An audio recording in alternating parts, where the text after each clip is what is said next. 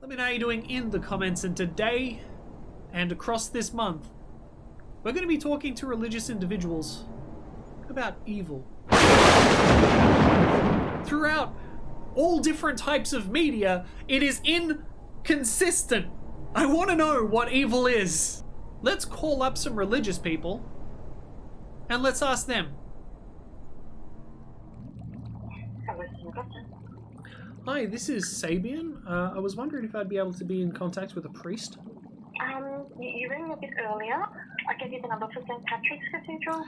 Yeah, well, unfortunately I wasn't able to reach anybody. Yeah, I mean, I'm Catholic, so I'm happy to answer some questions now. I appreciate that you want to speak to a priest, and I can message them for you. And actually, there's another priest. He's retired, but he's the exorcist of the diocese. So I can send you his number. That might. Oh, that'd be fantastic.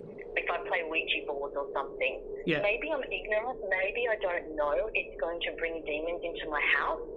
But once they get there, I've already done the damage. Can you be both a devil and a demon? So essentially, in respect to what we're talking about here, it's the same thing. So yes, there is a hierarchy in hell as there is in heaven. So there are stronger demons, if I can call it that. Nothing is as strong as God for us. But there are hierarchy of demons, yeah.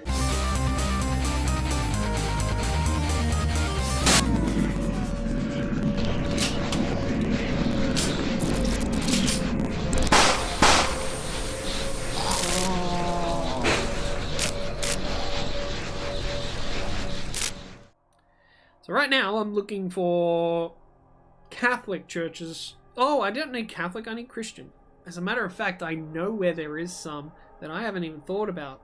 I used to live in a place called Moralbach, and the whole fucking place is covered head to toe in churches. That's Catholic.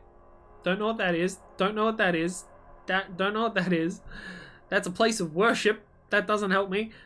As a religious institution, that doesn't help me. Is there one that is just straight up Christian? Okay, I'll try to give him a call. John speaking. Hi, John. My name is Sabian. I was wondering, is the Baptist Church Christian or Catholic? Protestant, yeah. Okay. Oh, Protestant. Excellent. That is a different one. Okay. I am calling because I'm making a video on the different religions' interpretation of evil, of spirits, and of demons.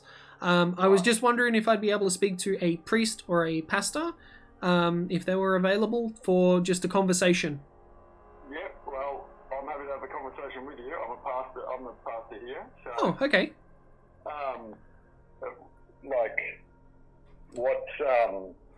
Give us a little bit of background, mate. Like, what's it for? Is it just a project, or where's it going? And I'm just straight up in the pursuit of knowledge. I'm currently making a YouTube video just with the different answers that I get across the board. I've already spoken to 2 rabbis. I've spoken to a Catholic person, and that you said that you're a Protestant. I'd like to know your interpretation as well, as to what evil actually is, what you believe or what your religion sees as evil, and the various mechanics of it, or of how it all works. It's merely out of curiosity. It's completely unbiased, and I hold no judgment towards any of the religions. Sure. Yeah, no worries. I'm happy to have that conversation with you. It requires possibly a little bit more than just an immediate phone call, but I mean, I'm happy to give you some brief answers, but yep. Yeah. I had a very extensive conversation with a Catholic, so I'd like to know what do you believe the differences between a Catholic belief and a Protestant belief would be in terms of the vision of evil, what it represents, and spirits and demons. That's the main thing that I'm looking for. It's like what exactly is evil? I've had many different interpretations, and I'm trying to find the similarities between the religions. Yeah, sure. Well, in my limited knowledge of Catholic belief, I would have thought we were pretty similar on what evil was. Yep. Which would be, my understanding would be the way in which sin, the brokenness that we have in the relationship we have between humanity and God, how that entered post-creation. I hope this is all making sense to you. I'm just going to say stuff. Yeah. That evil is only coming to the world because of that. And so evil would be anything that is not, what's the word, is either against the way in which God has designed or created his world to be. Yeah, feel free to dig deeper. So I was told that the devil is a fallen angel, and so are demons. So the devil is actually a demon. I was of the belief that the devil created demons, and that demons were not fallen angels. But this is what I was told from a Catholic. So did you say, in your original question, did you say devil or evil? The devil was a fallen angel, is what I said. No, sorry, because I went into sort of my definition of evil, not a devil. Oh no, the original question was the definition of evil. Yes. Yeah. Okay. Sure. Yeah. I was just saying, trying to elaborate, seeing if you feel, if you agree with what I have recently been told, which was that demons are fallen angels. Yeah. Okay. Yep. Does that track? Honest, I don't. It has little impact on my faith. Yeah. About the devil and demons, and so I would have to say that I'm not particularly thought through on that aspect of my theology. So what do you specialize in then? Well, it's more of a generalist. Oh, okay. Yeah, I'm a pastor of a congregation, so I'm preaching out of the Bible, and I'm trying to understand that more and more, and knowledge and all that information, but it's also a matter of the heart, and so I'm also wanting to care for people and their faith and bring an understanding of the way in which God might be working in their life and around our community. And yeah, I don't pay too much attention to the devil or demons. You know, I'm not going to deny that. So back to your probably question is, we would understand that there are spiritual forces at play. If there are angels, then there probably do need to be demons as well. And so, in our very limited understanding, we'd say that there's certainly a supernatural world that's going on that we might be very much unaware of. However, as we continue to just have our faith and trust in Jesus as the one who enables us to walk with God, then we continue to simply trust in him, and the devil can do as much as he likes, but we understand that Jesus is already is the victor, right? So there's no be fearful of the devil or of demons. But the devil is still there, the devil is still a threat, but you're saying that good has triumphed in your beliefs. Yeah. Yep. Okay, that's an interesting take. How do you feel about like spirits and like possessions, that sort of thing? Yeah, sure. Again, not particularly experienced on that because it doesn't come into play too much in our, I suppose, daily understanding of faith. However, yep, there are spirits and there are evil spirits that could, what would you say, take their place in a particular person. So what motive would there be for a demon or a spirit to possess someone? Like, what would their intention be? We interrupt this program to thank our members on Patreon. Your contribution helps Scarabic Enterprises as a whole. All tiers are equal in benefits and the entry is only $1 USD. We even have shadow tiers for those who do not wish to be named but want to show their support. Join now. Our Patreon link is in the description. Well, you'd have to ask them, wouldn't you, I suppose. But... I don't currently have a possessed person nearby. Like, I mean, I'd take the call because I'm curious, but I mean, it's not really my field.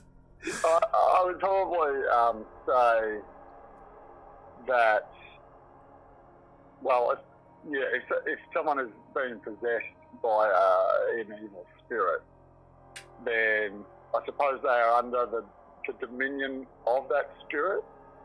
Okay. And so the demon is seeking to control them in a way that would be more according to what they wish to have them believe and do. Like, do you think there'd be a reason for them to want to be in flesh again? As demons, spirits, or fallen angels that do not have a body? Well, yeah, I mean, I suppose they could take place into a body. I'm just...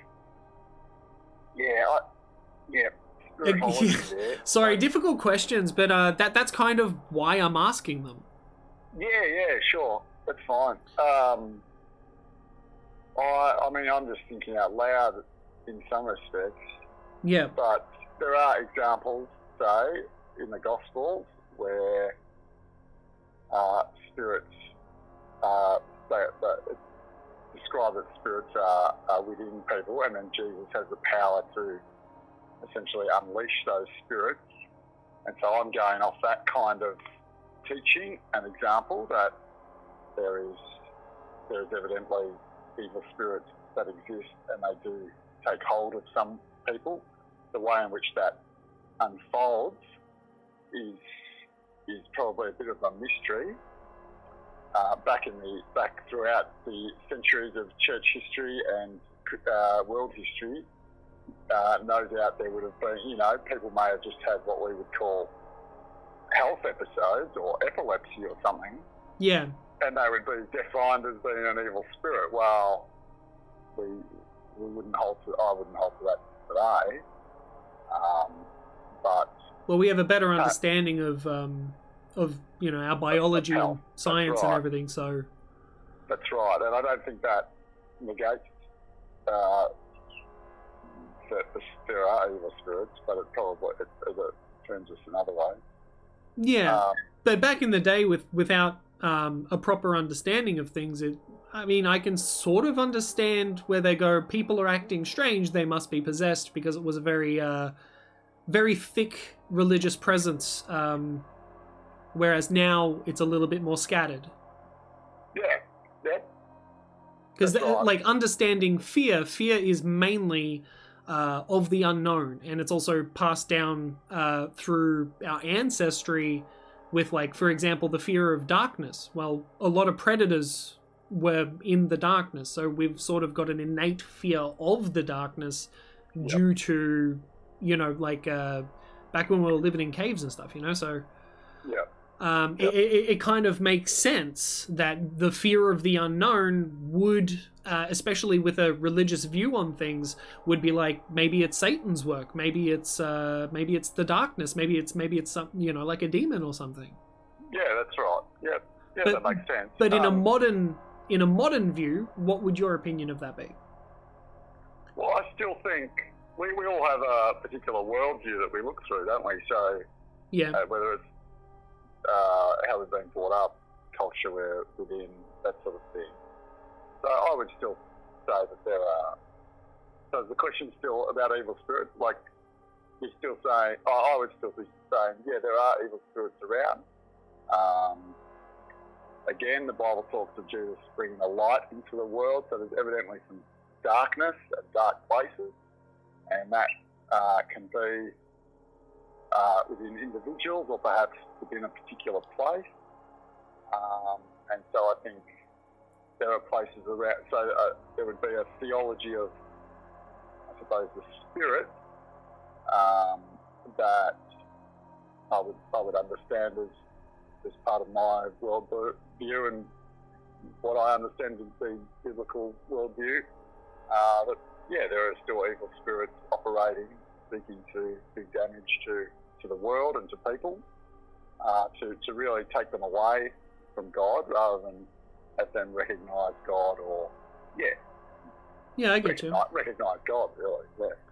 This may be a difficult question because it's highly hypothetical. Yeah, but sure. it really ties into everything that I'm trying to find out. if I do find similarities between, and I'm hoping that I do, finding similarities between like the concept of evil, where Judaism is actually like very far from like, let's say, a Christian Catholic view, where they believe that evil is technically a part of God at the same time as good, and everything is God. Whereas Christians and Catholics feel that there are polar opposites, where God is in heaven and the devil rules down under. So if I do find consistencies between all of them, or they're all so inconsistent when it comes to, let's say, the spirit realm or devils or demons, exorcising them, like for example an exorcist, well, there's many different religions.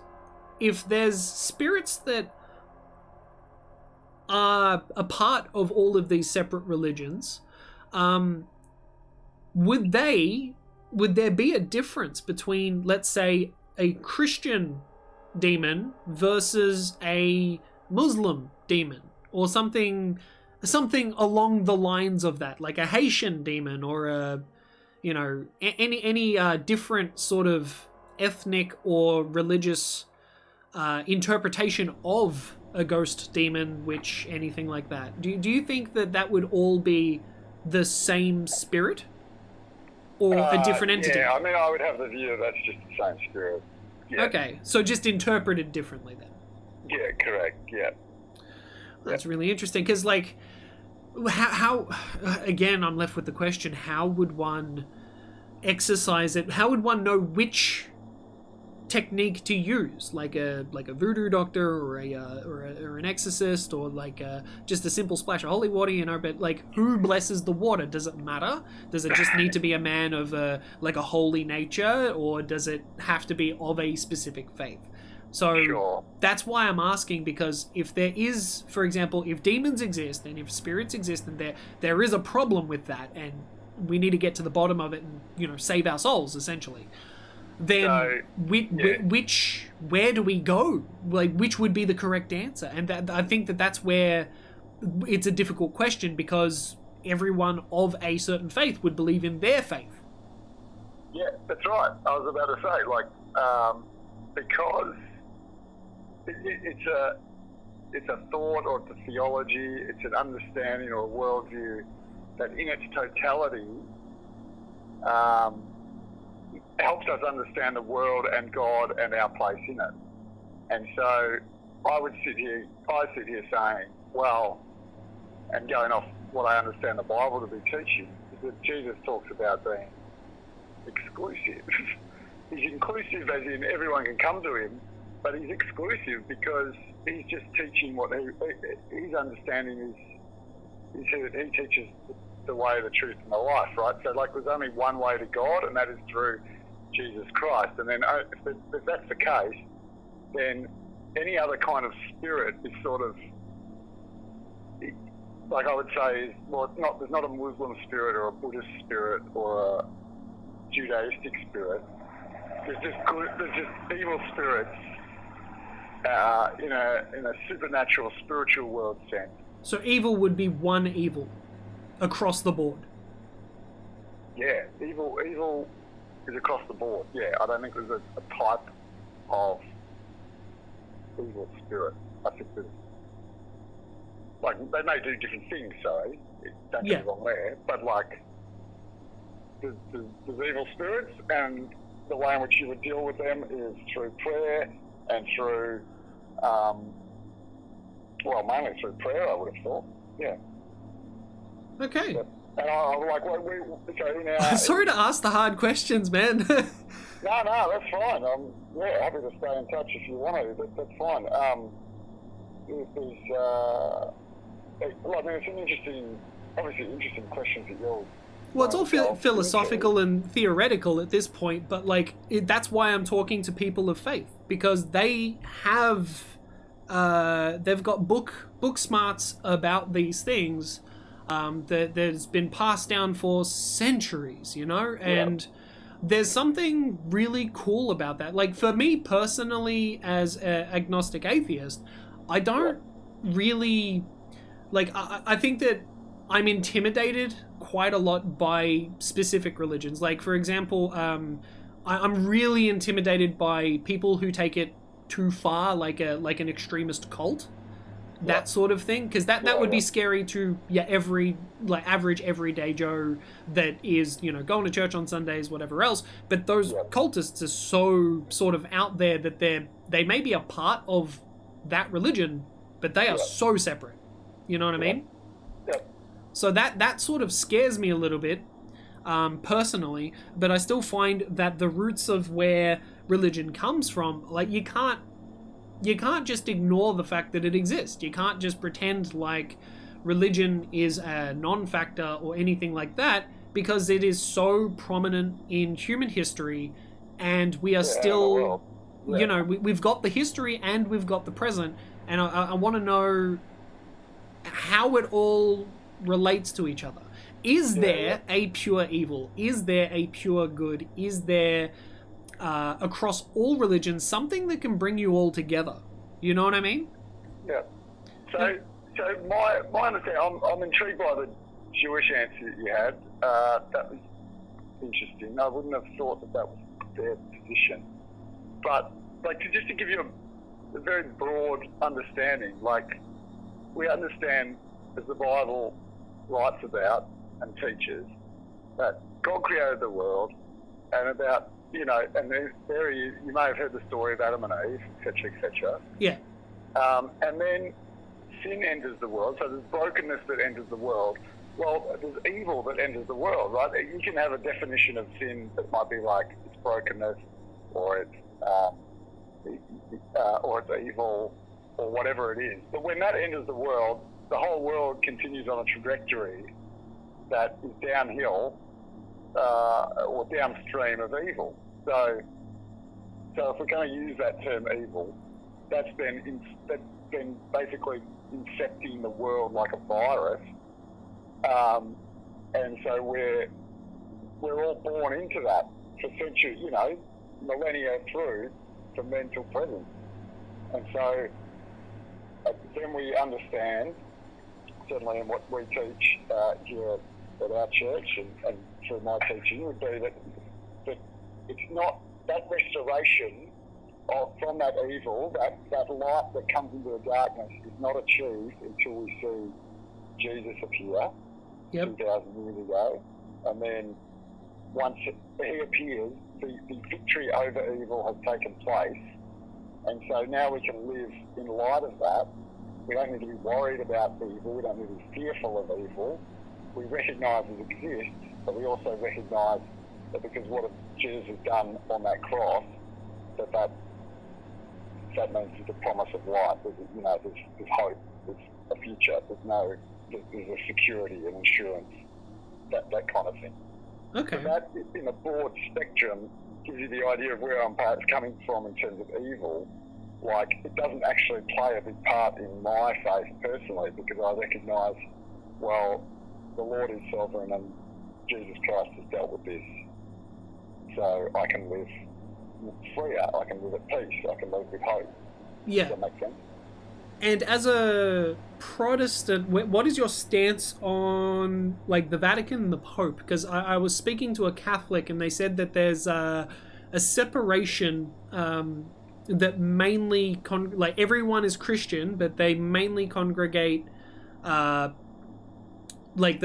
everyone has a different opinion on the rule of the Pope. Yeah, so we would have no recognition that the Pope is required. Oh, okay, cool. So the Protestant is do you acknowledge that the Pope exists, but you don't recognize his power? Is that correct? Yeah, that's right. Yeah, we only recognise the only mediator between us and God is Jesus, and so if we have faith in him, we don't need anyone else directly to go to God. I don't need to go to a priest. I don't need to go to a special holy person. I don't need to do any particular things. So Jesus is your go-to rather than any other means. Yeah. Wait, do you still have confession? No, we don't have confession. However, we would say that in times of prayer, perhaps personal prayer, or there might be times where someone comes to me and they may want to confess something, and we pray together, but it wouldn't be you confess to me and I will absolve you of your sin. That can't happen. I've got no special power to absolve anyone from sin. The only person that can do that is Jesus. Okay, that's really different from like everything I've heard so far. That's really cool. Thank you for the insight. No worries. So if you don't recognize the Pope, I do have a question, because you do have the deadly sins, correct? Well, they're known as the deadly sins, but it's not something we would like. It's not like you're brought up on learning the deadly sins. No, but all right, that's strange, because I thought that was across the board, the 7 deadly sins. Well, I think they're just historically known as the 7 deadly sins. I mean, clearly there's more than that, but yeah. That's right. Like I say, every sin is pretty deadly. So, I wouldn't even be able to list all 7. Yeah. I think I can, only because of the media I consume. I asked a devout Catholic this question. You do not need to answer if you do not wish to. Sure. But it was about the Pope and the Vatican. And I said that if greed is a deadly sin, why does the Vatican sit on such a large amount of wealth? And that was my question. You do not need to answer that. Yeah, sure. Probably because they enjoy the wealth. I don't know. Yeah, I've got absolutely no...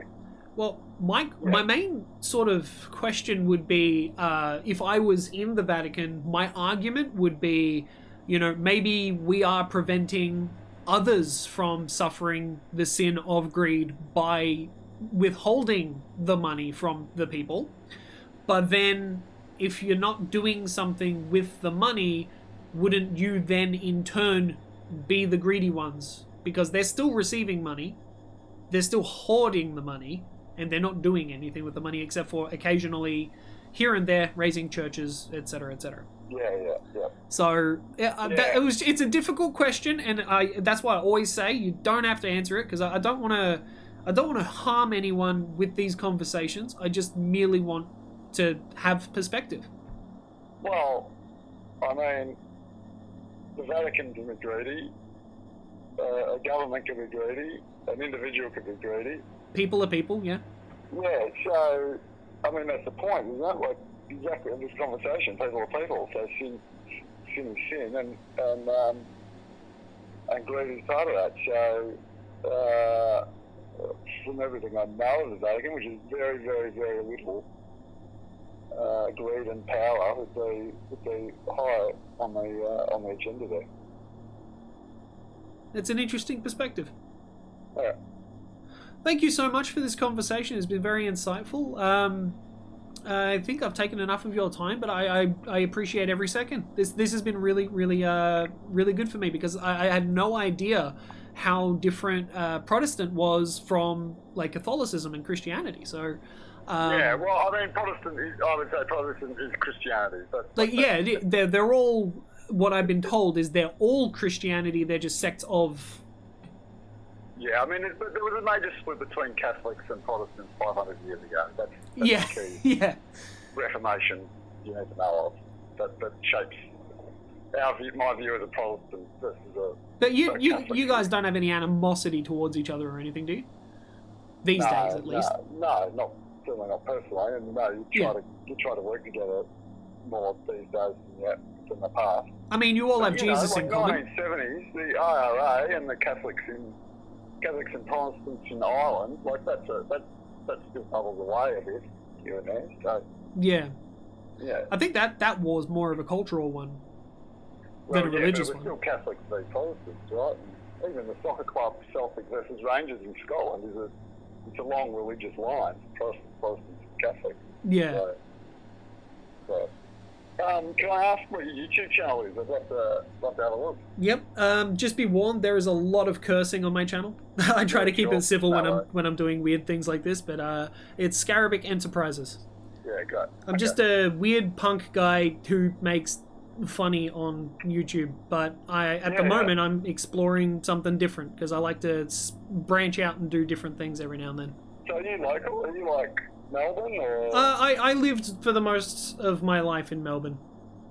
Yeah. Because you obviously bring an eastern suburban.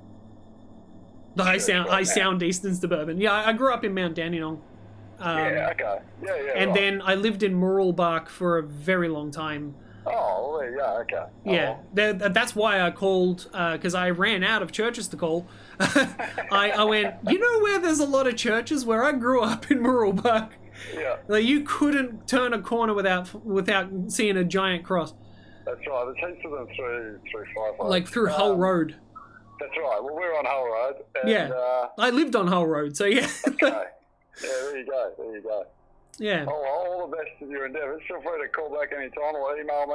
It's on our website. So. No, I greatly appreciate this, and it's been actually really enlightening to talk to so many religious individuals that aren't just straight up trying to convert me to their cause or anything. They just go, look, you want to talk? I'll talk, yeah.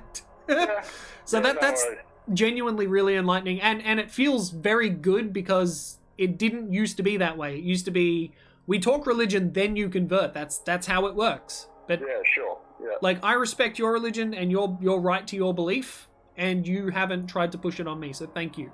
Yeah, no worries. All right. Well, no worries. Have a good one. Good stuff, mate. Cheers. See ya. Bye.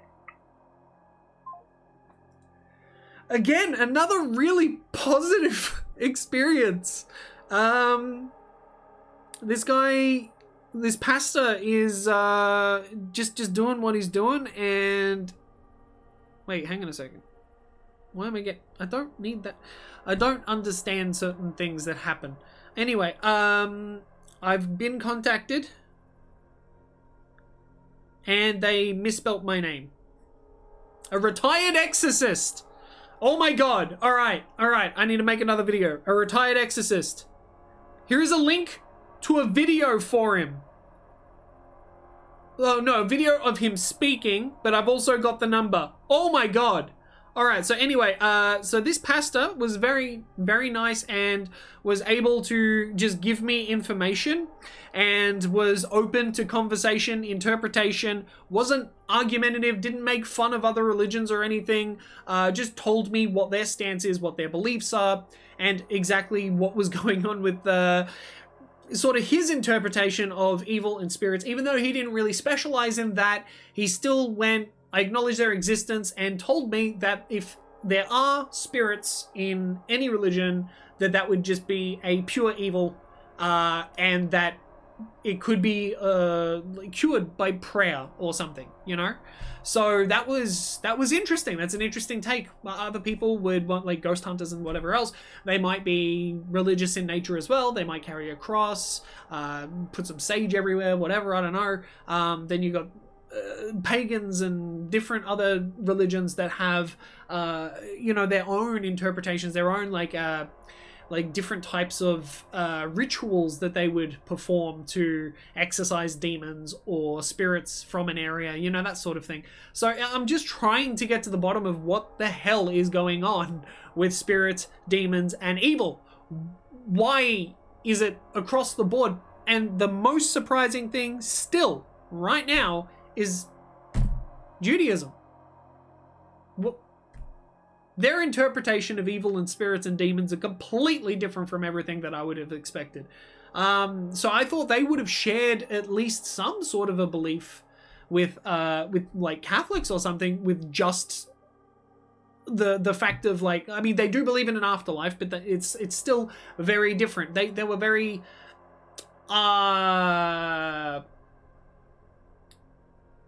non-specific about the afterlife, whereas I believe that Catholics and Christians are a lot more adamant on knowing, where I think that the Jewish religion are a little bit more humble in the way that they go, well, this is what we believe, maybe we don't know, but that could just be my interpretation. I don't know. And if that is incorrect, please let me know in the comments. Anyway, I'm gonna contact an exorcist.